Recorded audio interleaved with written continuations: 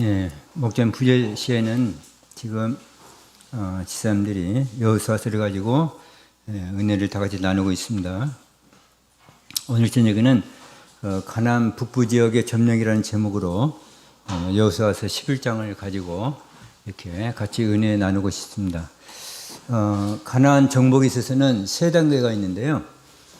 첫 번째 단계는 가나안 지역의 그 주요 거점들 갖다가 정복하는 단계, 그러니까 중요하다고 생각되는, 그리고 군사적으로 이렇게 대단히 힘을 가지고 있는 곳을 공략하는 그런 가나안 주요 거점 정복이 1단계고, 2단계는 그 정복한 가나안 땅을 이제 각 지파 12지파에게 분배해 주는 그런 과정이 나와 있습니다.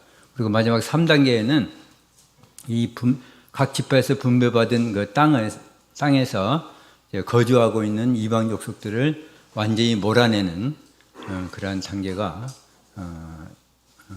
하나님께서 예정하시는 그런 3단계로 이렇게 되어 있고, 여호수아서도 그러한 식으로 진행되고 있는 것을 볼 수가 있습니다.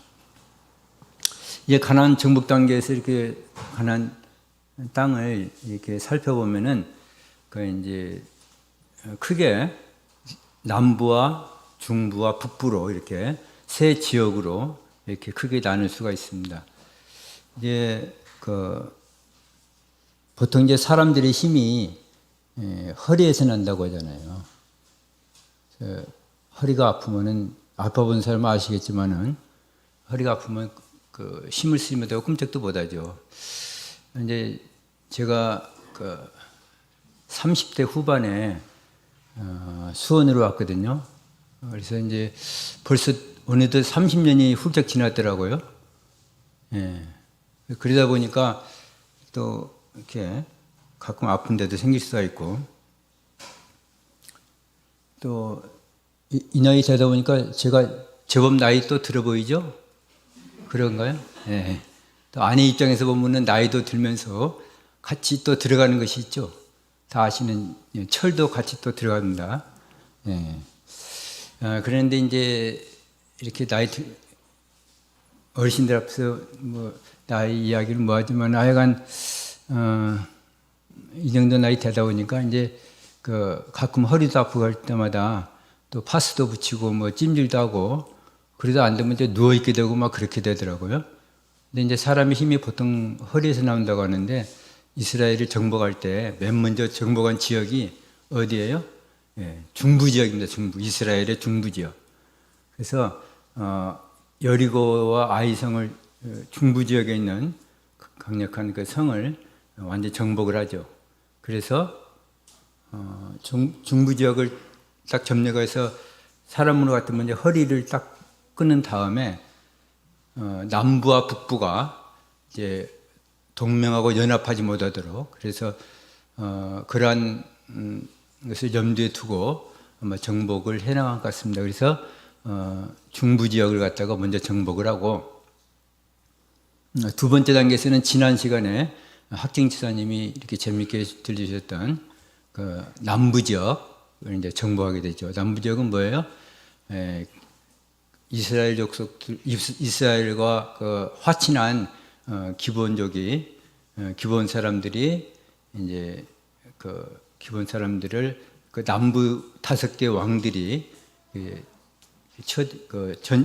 들어와서 전쟁을 일으키는 그런 과정을 우리가 알아봤습니다. 그래서 구원 요청이 오니까 이스라엘에서 이렇게 군대를 급파해서 이제 남부 아모리 족속 5 왕들을 완전히 정복하는 그런 과정을 우리가 알아봤습니다. 그래서 이 10장까지는 중부와 남부를 이제 완전히 정복하는, 물론 이제 여기서 이렇게 아까 집사람이 이야기를 하더라고요.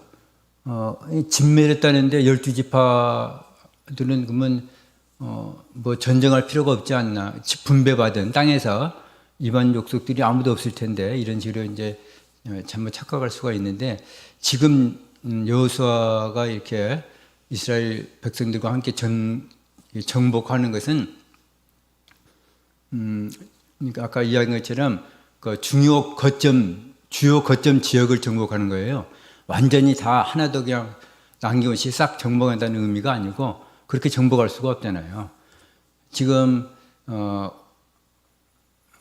그 러시아가 우크라이나를 이렇게 전쟁을 일으켜서 지금 싸우고 있잖아요. 그래서 주로 미사일을 공격하는데 아무데나 미사일을 발사합니까? 그런 거 아니잖아요.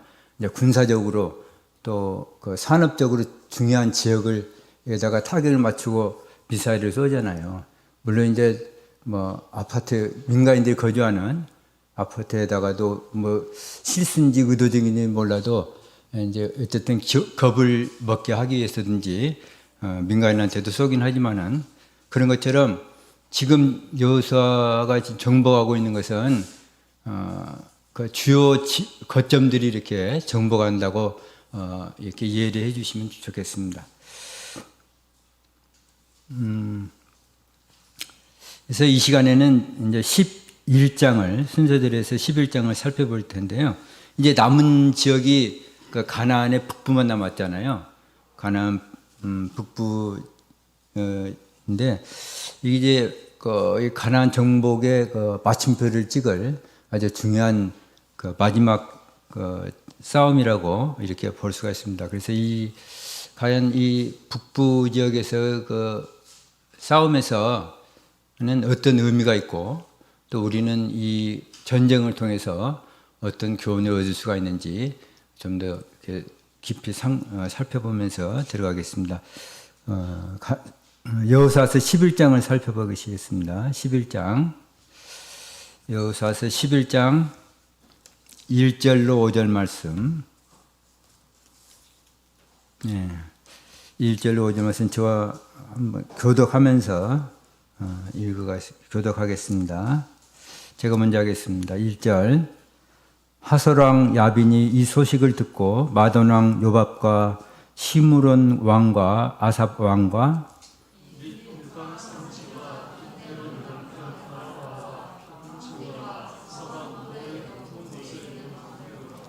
동서편 가나안 사람과 아모리 사람과 헷 사람과 브리스 사람과 산지의 여부스 사람과 미스바 땅 헤르몬 산 아래 히위 사람들에게 사람을 보내매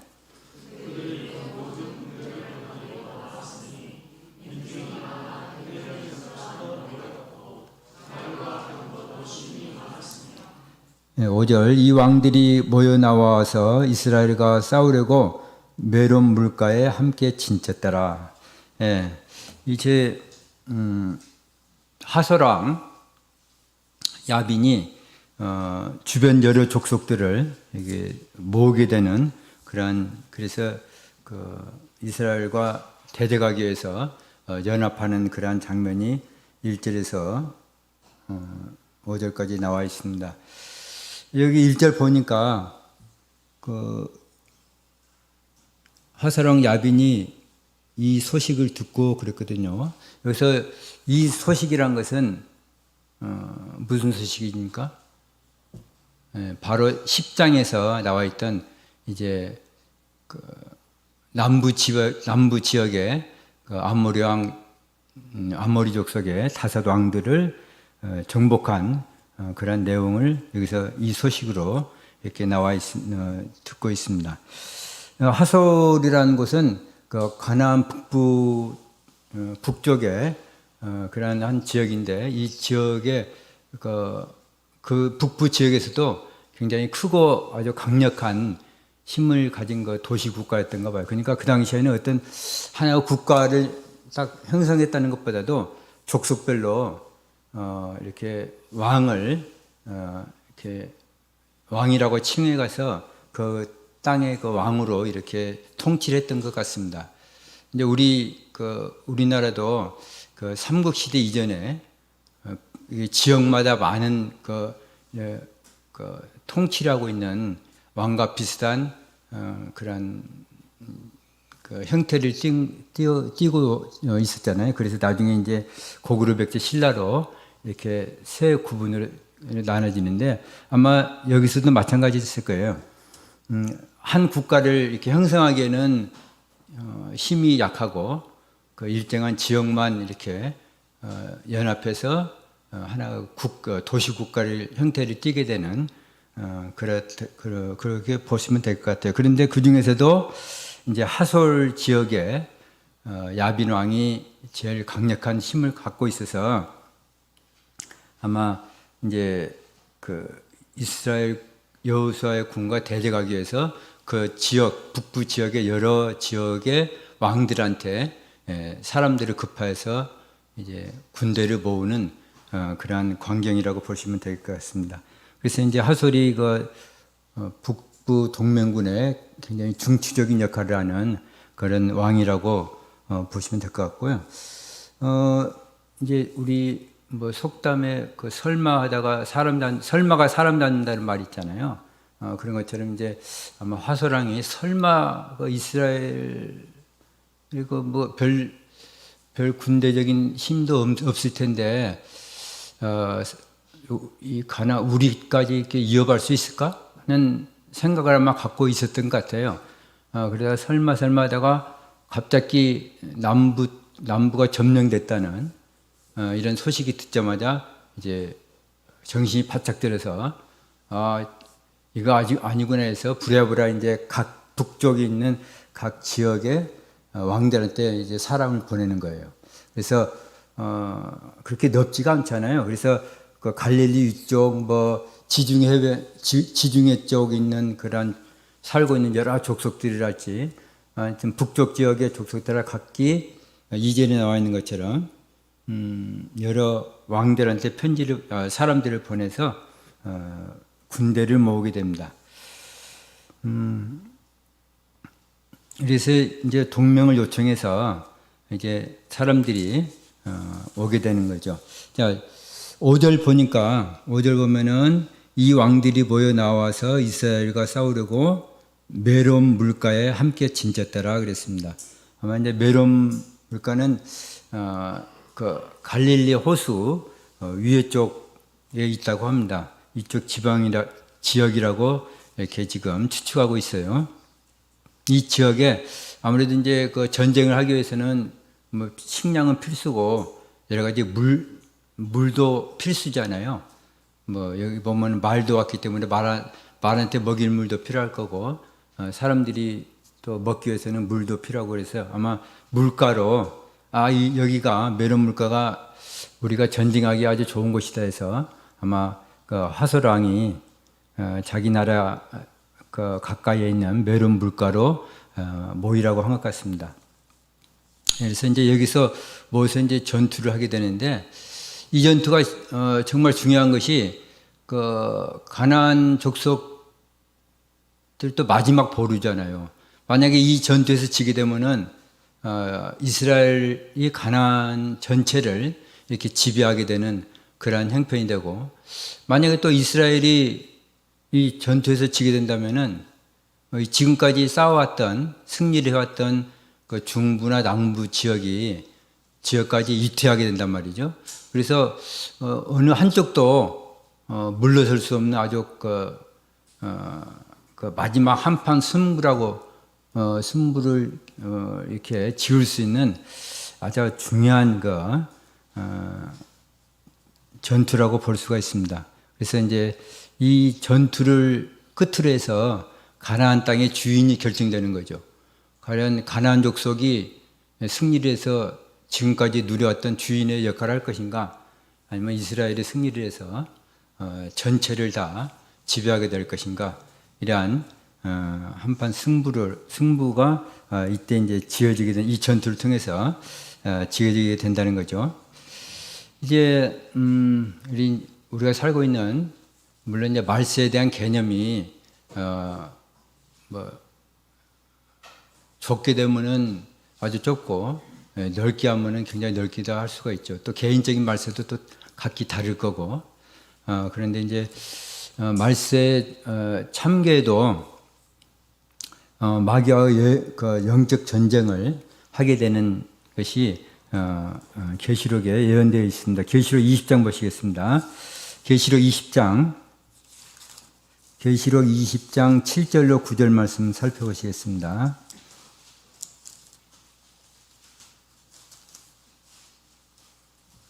계시록 20장 7절에서 9절 다 같이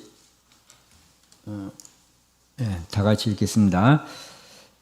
천년이 참에 사단이 그 옥에서 놓여 나와서 땅의 사방 백성 곧 곡과 마곡을 미혹하고 모아 싸움을 붙이리니 그 수가 바다 모래 같으리라. 저희가 지면에 널리 퍼져 성도들의 진과 사랑하시는 성을 두르매 하늘에서 불이 내려와 저희를 소멸하고 이제 사단이 놓여가지고 이제 세상의 여러 나라들을 미혹해서 모아서 이제 싸움을 붙이는 그런 관계죠. 그래서 이때는 마귀가 커다란 권세를 가지고 세상을 미혹하고 성도들을 대적하도록 이렇게 유혹해서 우리 성도들이 믿음에서 이렇게 떨어지게 하는 그러한 전쟁을 벌인다는 거죠. 그러나 하나님께서 이제 도우심으로 결국 승리하게 되지만은 어쨌든 우리 성도들은 그 마귀의 미혹에 넘어가지 않도록 이제 근신하고 깨어서 있는 생활이 필요하다고 보겠습니다. 이제 다시 여호수아 11장으로 돌아와서 이제 그 최후 전쟁을 앞둔 여호수아에게 하나님께서 당부하신 그런 말씀이 있습니다. 그것을 한번 살펴보겠습니다. 여호수아서 11장 2절 6절 여호수아서 11장 6절 말씀 제가 읽겠습니다. 여호와께서 여호수아에게 이르시되 그들을 인하여 두려워 말라. 내일 이맘때에 내가 그들을 이스라엘 앞에 붙여 몰살시키리니 너는 그들의 말 뒷발에 힘줄을 끊고 불로 그 병거를 사르라. 그랬습니다. 여기서 첫 번째로 그들을 인하여서 두려워 말라고 했습니다. 그래서 이 두려워 말라는 이제 전쟁에 임할 때 누구나 다 그 전쟁이란 것은 생명을 담보로 하고 싸우는 거잖아요. 그래서 아무리 용감한 사람도 또 실전 경험이 많은 군인이라 하더라도 아마 전쟁에 임한다면은 누구나 다 두려움을 가질 거라고 생각을 합니다. 더군다나 이제 이스라엘 군들은 말과 병거가 없잖아요. 근데 보면은 그 북부에 있는 연합군들은 지금 말과 병거까지 갖고 있고 그냥 단순한 말이 아니고 아마 이제 말을 타고 싸우는 기병대라고 볼 수 있겠죠. 그 다음에 여기 나와 있는 것처럼 그 해변의 수단 모래같이 그 말과 병거와 싸우는 무리들이 많다고 그랬어요. 그 많은 무리들을 보고 이스라엘 군인들이 얼마나 사실 겁을 냈겠습니까? 그러나 이제 믿음을 하나님께서 함께 하시고 하나님께서 싸워주시겠다는 그러한 약속을 믿고 싸우는 거겠죠. 그래서 하나님께서는 두려워 말라는 그런 말로서 다시 당부를 하시고 있습니다. 이 두려워하지 말라는 그런 똑같은 말을 요단강을 건너기 전에도 하나님께서 주셨고 여호수아한테 주셨고 또 아이성을 정복할 때 처음에 실패했지만 다시 정복하러 올라갈 때에도 역시 마찬가지로 두려워하지 말라는 그런 말씀을 주시고 있습니다. 지난 시간에 남부 5 아모리 족속 왕을 치러 갈 때도 마찬가지로 그런 말씀을 주시고 있습니다. 10장 9절 그건 찾지 않겠습니다. 남부 지역을 점령할 때도 똑같이 두려워 말라는 그런 말씀으로서 이렇게 격려를 해주시는 그런 말씀을 볼 수가 있습니다. 이렇게 하나님께서 함께 해주시겠다는 싸움에서는 반드시 승리를 할 수밖에 없죠. 아마 그러한 마음을 이스라엘 군인들은 백성들이나 군인들은 아마 이제까지 경험으로 봐서 이길 수 있다는 그런 확신을 가지고 아마 전쟁에 임했을 것 같습니다. 오늘날도 우리 주님께서 우리한테도 똑같은 약속을 하고 있습니다. 우리가 세상에 살아가면서 많은 영적 전쟁을 이렇게 겪으면서 살아가고 있는데, 이러한 우리가 승리를 하겠다는, 또 함께 해주시겠다는 약속을 예수님께서 주신 말씀 한번 찾아보겠습니다. 마태복음 28장 20절. 마태복음 28장 20절.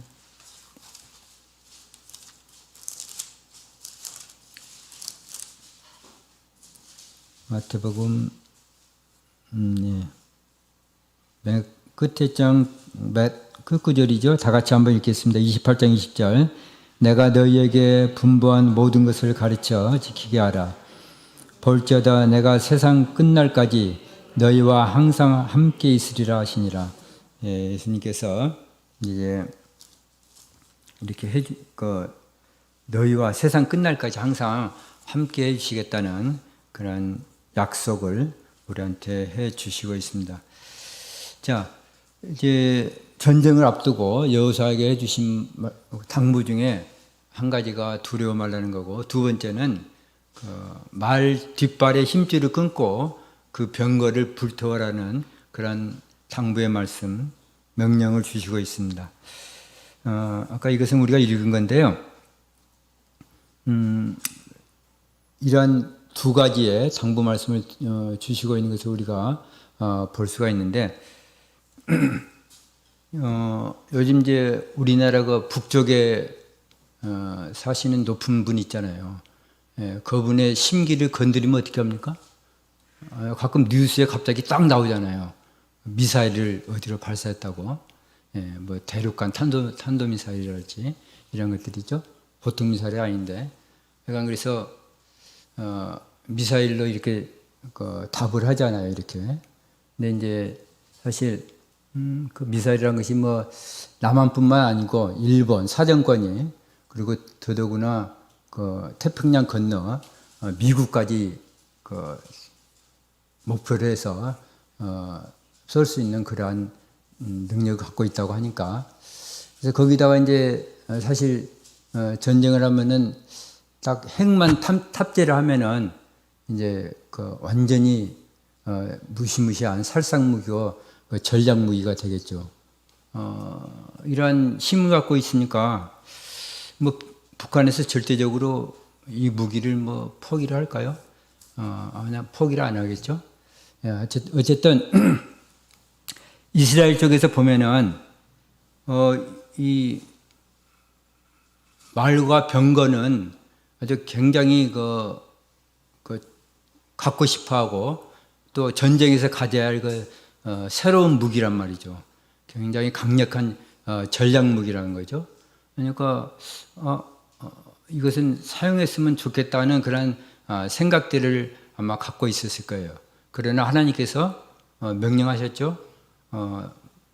전쟁에서 사용하지 않도록 말 뒷발에 힘줄을 끊고 또 병거는 불태워라, 이런 식으로 말씀해 주셨습니다. 아마 병거를 불태우라고 한 것 보니까 그 당시에는 지금 나중에 발달된 병거처럼 막 완전히 쇠로된 것이 아니고 아마 새와 나무가 이렇게 합해져서 되는 병거가 아니었을까, 이렇게 추측도 해볼 수가 있는데, 어쨌든 병거는 불태우라고, 그래서 무기를 없애라는 말로 이렇게 해주고 있습니다.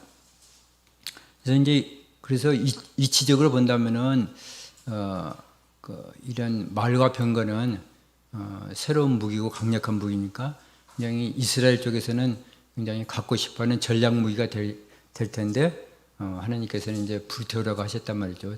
말에 힘줄을 끊어서 전쟁에 사용하지 말라고.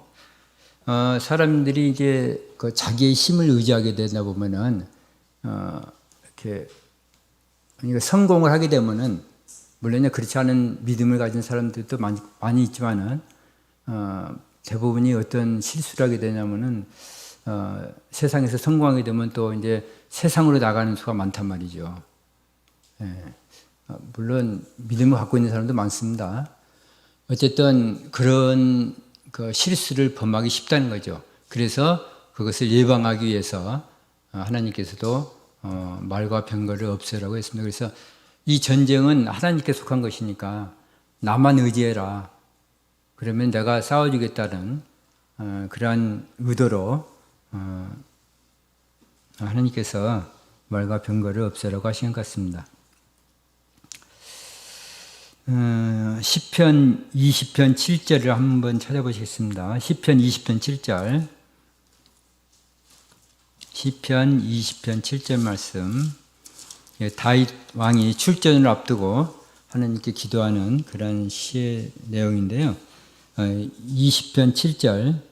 혹은 병거 혹은 말을 의지하나 우리는 여호와 우리 하나님의 이름을 자랑하리로다. 그래서 어떤 사람들은, 어떤 군대들은 병거를, 어떤 군대들은 말을 의지하는데, 우리 하나님의 군대는 하나님을 의지하겠다는 그러한 걸로 다윗이 기도하는 모습을 우리가 볼 수가 있습니다. 그래서 하나님께서 전쟁을 앞둔 여호수아에게 두려워 말라.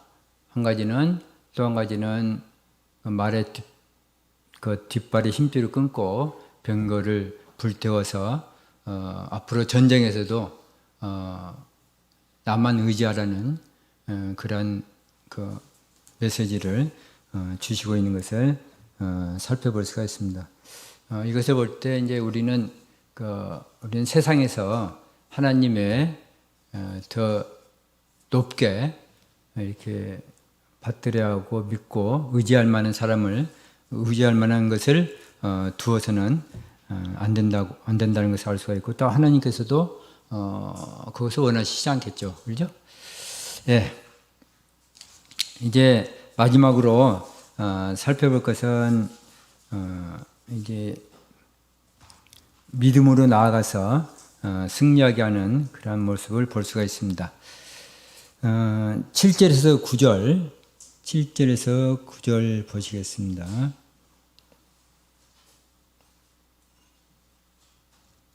11장 7절에서 9절 다 같이 한번 읽어보겠습니다.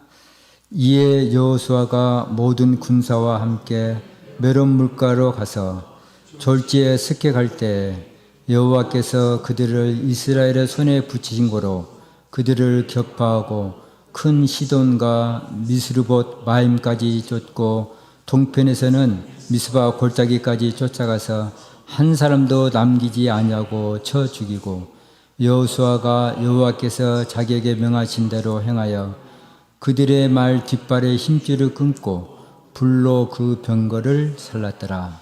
예.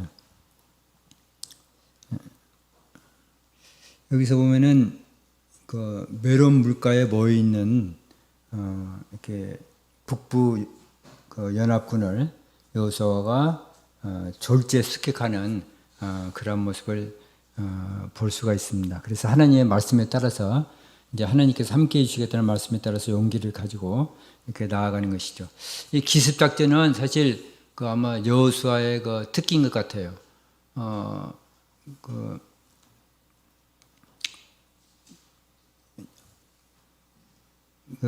이 앞장에서 살펴본 한번 10장 9절 보시겠습니다. 남부를 침략할 때도 보면 10장 9절, 여호수아가 길갈에서 밤새도록 올라가서 그들에게 갑자기 이르니 그랬습니다. 길갈이라는 곳은 요단강을 건너서 이스라엘 백성들이 처음으로 거기에서 지내던 곳이고, 이 모든 전쟁을 지금 길갈에 본부를 두고 이렇게 전쟁을 해나가고 있거든요. 그래서 길갈에서 아마 남부 아모리 다섯 왕들이 이렇게 준비하기 전에 밤새도록 올라가서 그들에게 갑자기 이르러서 쳤다는 말씀을 주시고 있는 것 보면은 여기서도 이제 갑자기 기습을 하게 해서 상대의 허를 찌르게 되고, 이 지금 메론 물가에 있는 그 북부 그 지역 연맹군한테도 메론 물가로 가서 졸지에 습격했다고 그랬거든요. 그래서 아마 생각해 보면은 이렇게 보통 이렇게 전쟁을 할 때는 누구나 상식적으로 생각해 보면은 그 적군의 동태를 살피잖아요. 그래서 적군이 어느 정도 온가를 그 척후병들을 내보내고 그 상황을 살피고 준비를 하고 그럴 텐데 아마 하나님께서 그러한 그 지혜를 막으셨겠죠. 그래서 아마 준비를 그러한 그 척후 활동도 안 했던 것 같고, 그래서 그 이스라엘 군대가 어디에 와 있는지를 아예 생각을 못했어요. 그래서 그냥 갑자기 그 연맹군을 결성하게 돼서 멸원물가에서 이렇게 진을 치고 싸움을 준비하기도 전에 이렇게 기습해서 몰살시키는 그러한 작전을 아마 폈던 것 같아요. 그래서 아마 그들이 생각하기에는 저 밑에 길갈에서 이스라엘 군들이 오기까지에는 좀 그래도 많은 군대가 오니까 며칠은 걸릴 것이다. 싸우러 온다면은. 그리고 그동안에 우리는 이렇게 약간 휴식도 취하면서 싸움도 논의하고 이렇게 대회를 정비를 해서 아마 싸워야 되겠다 그런 생각을 아마 갖고 있었던 것 같아요. 북부 쪽 왕들은. 그런데 아무 준비도 없는 상황에서 군대는 다 모아졌지만은 준비도 없는 상황에서 그 여호수아가 갑자기 들이닥쳤단 말이죠. 그래서 기습해 버리니까 그대로 다 당하고만 그런 꼴이 됐죠. 그래서 이제 이 사람들이 진멸을 하게 되고 이렇게 해서 북부 여러 지역을 중요 거점들을 다 점령을 하게 됩니다. 근데 이제 여기 그 쫓아가는 장면이 나오는데 여기 큰 시돈 지중해 쪽으로 보면은 그 두로와 시돈이 있잖아요. 아마 그 당시에는 그 시돈이 상당히 컸던가 봐요. 그래서 성경에도 큰 시돈으로 이렇게 나오고 있습니다. 미스르본 마임까지 이제 쫓고 이게 온천 지역인데 이쪽 이 북부 지역 동맹군들이 쫓기다가 이제 지중해 쪽으로 여러 사방간대로 이렇게 퍼졌겠죠. 하여간 지중해 쪽으로 도망간 사람들이 그 시돈까지 이렇게 도망가니까 거기가 쫓아가서 이렇게 진멸시키는 그런 것까지 지금 나오고 있습니다. 또 동편으로도 쫓게 되고 그래서 한 사람도 남기지 않냐 또 쳐주겠다는 것은 이제 전쟁에 참가했던 그런 군인들은 이렇게 다 주겠다는 그런 말이겠죠. 10절 한번 보시겠습니다. 10절 하솔은 본래 그 모든 나라의 머리였더니 그때 여호수아가 돌아와서 하솔을 취하고 그 왕을 칼날로 쳐 죽이고 하솔이 그 북부 동맹군의 촌 우두머리라고 했잖아요. 가장 강력했던 나라고. 그래서 머리니까 여호수아가 돌아와서 하솔을 취하고 그 왕을 칼날로 쳐 죽이고 11절 그 가운데 모든 사람을 칼날로 쳐서 진멸하여 호흡이 있는 자는 하나도 남기지 아니하였고 또 불로 하솔을 살랐으며 하솔은 특별히 본보기로 해가지고 그 속에 살고 있는 사람들을 다 죽이고 또 불로 다 태워버립니다. 그 지역을 하솔이란 지역을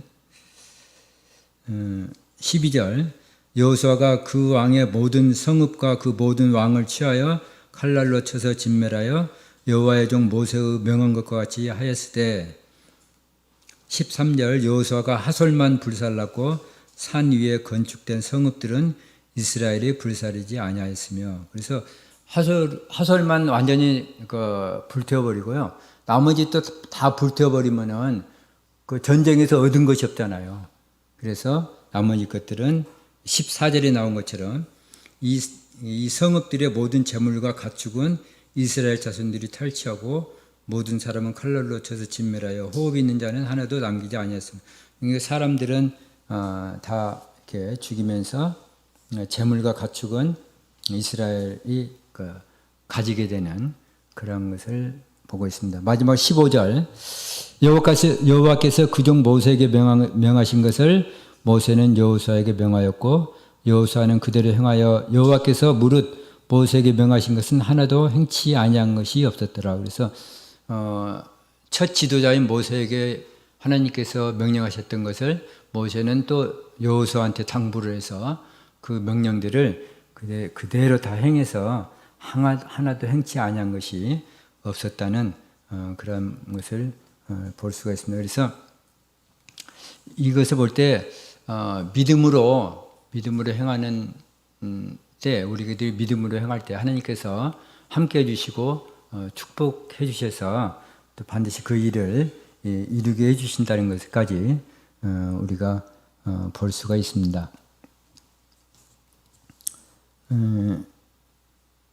여기에서 이제 아까 잠깐 제가 말씀드린 것처럼 지금 이렇게 중부, 남부, 북부를 이렇게 점령해 나가는 것은 그 지역의 모든 사람들을 다 그러니까 가나안 족속들을 다 그쪽에 살고 있는 가나안 7족속을 7족속을 다 죽였다는 것이 아니에요. 그런 의미가 아니고 그 중요 거점 지역만 정복해 나가고 그 고을마다 또 마을마다 많은 사람들이 살겠죠. 그래서 어떤 일이 나중에 이제 13장부터 이제 그 12지파에게 전쟁이 끝나고 12지파에게 이제 분배를 하는데 이 나머지는 너희 지파들의 몫이니까 너희 지파들이 이방 족속들을 몰아내고 너희 지파들을 다 차지하라는 그런 몫으로 남겨둡니다.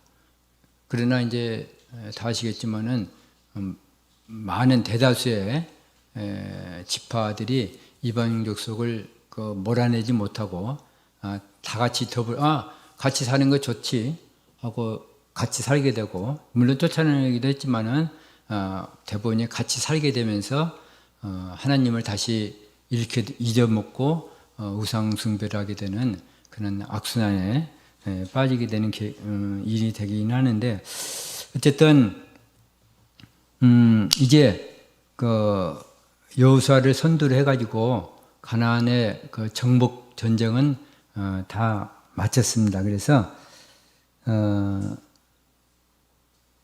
23절 보시겠습니다. 23절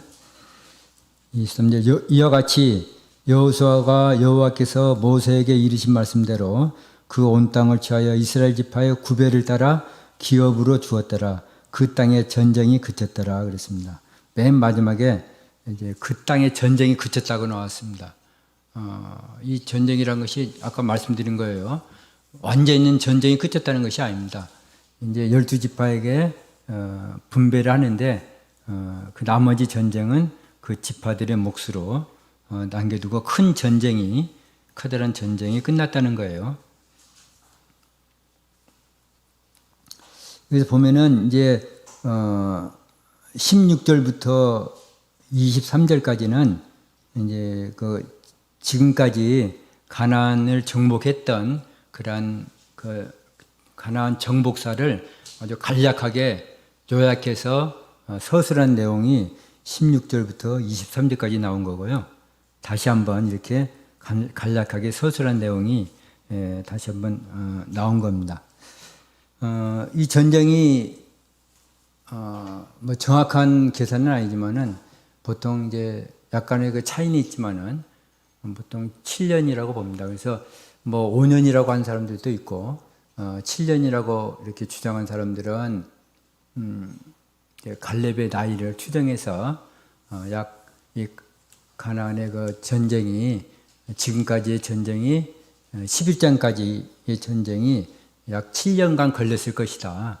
이렇게 추정을 합니다. 뭐 거의 중요한 건 아니지만 어쨌든 뭐 이렇게 1장에서 11장까지의 그 기간이 대략 한 7년 정도 그 정도 걸린 전쟁이었다. 그렇게 기억을 해 주시면은 좋겠습니다. 예. 예, 그래서 저녁에는 우리가 이제 그 요단강을 건너서 가나안의 중부와 남부와 북부까지 다 점령하는 과정까지가 이렇게 한번 알아봤습니다. 12장은 이제 그 요단 동편 땅 두 왕과 이제 아모리 왕인가요? 그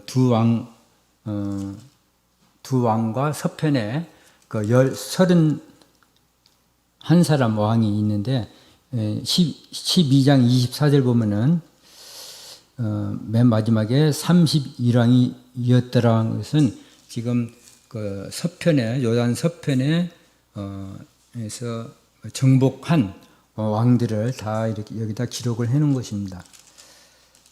아마 그래서 다음 시간에는 12장을 안 할 거고요. 아마 13장, 4장 이런 식으로 아마 계속 이어져 나갈 것 같습니다.